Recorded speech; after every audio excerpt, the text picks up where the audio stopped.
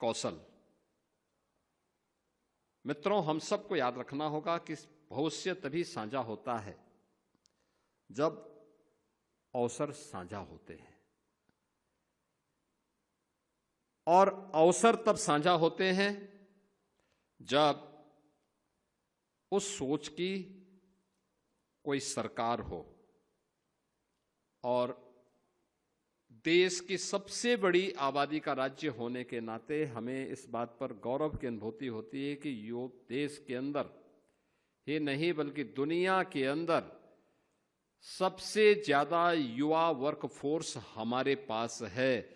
और इस युवा फोर्स को अगर कोई मुझसे कहता है ये आपके लिए क्या चैलेंज नहीं है, मैं कहता हूं नहीं, यूपी की ये उपलब्धि है कि अपनी युवा शक्ति के बल पर ये हमारी डेमोग्राफिक डिविडेंड के रूप में हम इसका उपयोग करते हैं। हां, इस स्केल को स्किलिंग के साथ जोड़ करके हम यूपी की इकोनॉमी को अब आगे बढ़ाने का काम कर रहे हैं और आज उसके परिणाम हम सबके सामने आए हैं। मैं आभारी हूं आज के दिन पर प्रधानमंत्री मोदी जी का, जिन्होंने देश के अंदर पहली बार 2014 में आने के बाद स्किल डेवलपमेंट का एक मंत्रालय गठित किया और राज्यों को भी स्किल डेवलपमेंट के लिए प्रेरित किया।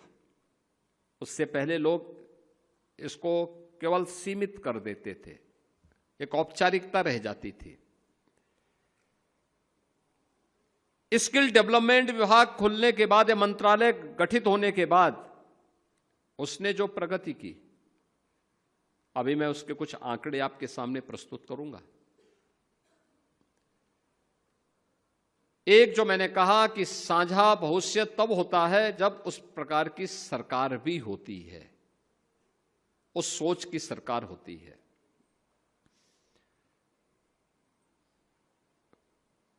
दो 2017 आप में से जितने युवा हैं तब आप अपने मां बाप के साथ बच्चे रहे होंगे, यानी 10 वर्ष पहले। स्वाभाविक रूप से मां बाप के ऊपर पूरी तरह आश्रित, न वर्तमान की चिंता न भविष्य की चिंता, और हर मां बाप अपने बच्चे को किसी भी अपशकुन से बचाती है। लेकिन दुर्भाग्य से 2017 के पहले तत्कालीन राज्य सरकार ही प्रदेश की सबसे बड़ी अपशकुन बन चुकी थी। युवाओं के लिए शिक्षा चौपट थी, कौशल विकास की कोई व्यवस्था नहीं थी,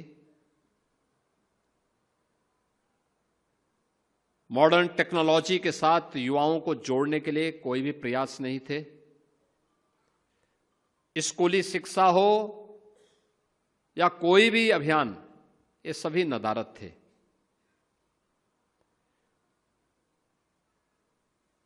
असुरक्षा का वातावरण था, न बेटी सुरक्षित थी, न व्यापारी सुरक्षित था। युवा के सामने पहचान का संकट था।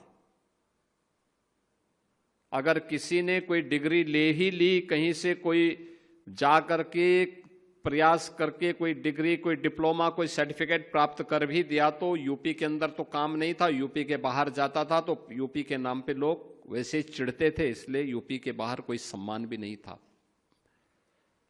ये पहचान का संकट था। सरकारी नौकरी पर एक खानदान का अधिकार था। या तो नौकरी निकलती नहीं थी, नौकरी निकल गई तो चाचा भतीजे की जोड़ी वसूली के लिए भी निकल पड़ती थी और बिना पैसे के कुछ काम होता नहीं था। न्यायालय को स्टे करना होता था।